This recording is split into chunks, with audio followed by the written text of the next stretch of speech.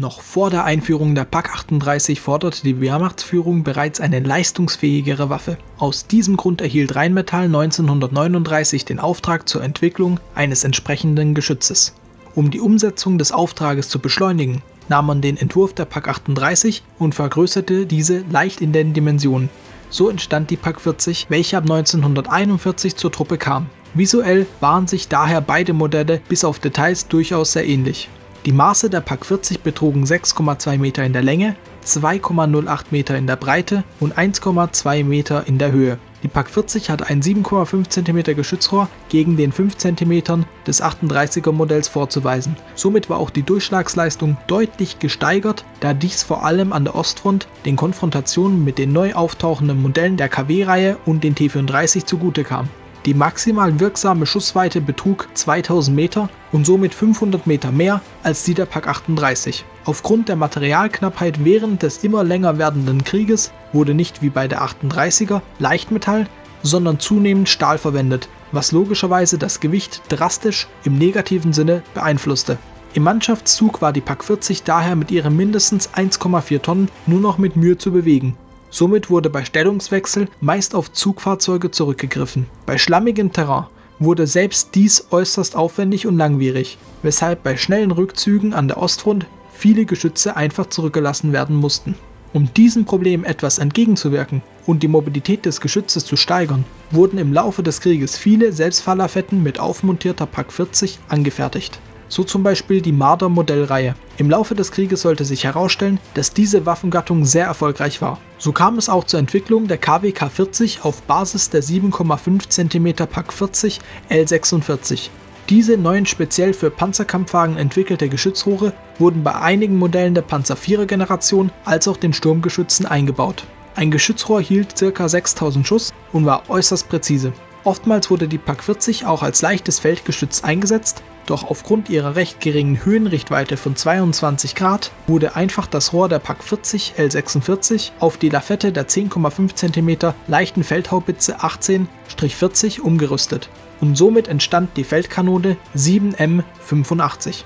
Da sieht man auch wieder, dass in Kriegszeiten die Vereinheitlichung eines gut funktionierenden Waffensystems entscheidend ist. Dadurch lässt sich die Produktion wesentlich vereinfachen und Kosten senken. Nach der Einführung der Pak 40 bei der Truppe 1941 war sie ab 1943 bis Kriegsende die Standard-Pak der Wehrmacht. Sie war an allen Fronten im Einsatz und besonders positiv anzumerken ist, dass sie keine Munition mit Wolframkern benötigte, um die meisten alliierten Panzer effektiv bekämpfen zu können. Dies war für die vorangegangenen Modelle zwingend notwendig, um gegen die sich im Laufe der Kriegsjahre verbesserten Panzerung der feindlichen Panzer noch etwas ausrichten zu können.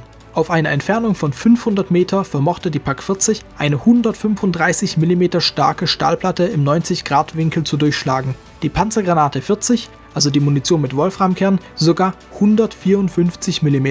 Alleine die schweren sowjetischen Modelle der IS-Reihe oder vergleichbar gut gepanzerte Modelle bereiteten bei frontalem Beschuss Schwierigkeiten. Von Anfang 1942 bis Mai 1945 wurden über 23.300 Exemplare der gezogenen Version der Pak 40 hergestellt. Dazu kam noch eine unbekannte Zahl von Geschützen für die Verwendung in Selbstfahrlafetten. Logischerweise wurde die Pak 40 nicht nur von den Deutschen verwendet, sondern auch die Verbündeten des Reiches setzten sie ein. Und Restbestände verblieben noch weit nach 1945 in den Waffenarsenalen von Ländern wie zum Beispiel Albanien, Jugoslawien, Rumänien, Ungarn, Norwegen, Finnland und der Tschechoslowakei. Im Zuge der sowjetischen Waffenhilfe tauchten sogar einige 7,5 cm Pak 40 im Nordvietnam auf. Und hier ist nun das Modell, auf das ihr gewartet habt. Es spiegelt wahrhaftig sehr viele Charakteristiken des Originals wider und stellt sie in einem gut zu den Minifiguren passenden Scale dar. Selbstverständlich erfolgt als erstes wieder der obligatorische Überblick von allen Seiten um das Modell herum. Eine der ersten Fragen, die nun wahrscheinlich in euren Köpfen aufgetaucht sein wird, ist diejenige nach dem Farbunterschied der Räder. Diese sind bedauerlicherweise nämlich tatsächlich in All Dark Grey, weil diese Räder in Dark Bluish Grey einfach unbezahlbar sind, also im Sinne von sehr teuer. Eine der Hauptfunktionen ist natürlich die Höhenrichtbarkeit des Geschützrohres. Schöne Details, wie sich hier erkennen lassen, sind unter anderem dieses Rädchen oder auch diese angedeutete Visierung. Was oft nicht immer realisierbar ist, konnte bei diesem Modell glücklicherweise recht einfach umgesetzt werden. So rollen nämlich die Räder butterweich ohne Probleme. Selbstverständlich lassen sich, wie es sich für eine anständige Pack gehört, die Lafettenbeine zusammenlegen und dies ermöglicht so das Abschleppen des Geschützes. Der Minifigurenmaßstab ist auch hier wieder recht ansehnlich getroffen und man kriegt sofort das Gefühl, dass die Minifiguren gleich irgendwas unter Beschuss nehmen wollen. Von oben betrachtet lassen sich manche Feinheiten etwas leichter entdecken, so zum Beispiel die Details an den beiden Lafettenbeinen. Die frontale Perspektive zeigt einem nochmal, wie nah auch dieses Modell am Original ist. Somit lässt sich wohl sagen, dass dieser Entwurf mindestens genauso gelungen ist wie die Original Pack 40. Manchen von euch könnte dieses Design womöglich leicht bekannt vorkommen. Das liegt daran, dass meine Pack von dem Modell von Panzer Brick Labs 1944 inspiriert wurde. Doch wenn man genauer hinschaut, erkennt man, dass es wirklich nur der erste Blick ist, welcher daran erinnert. Denn mein Modell wurde grundlegend verändert und überarbeitet.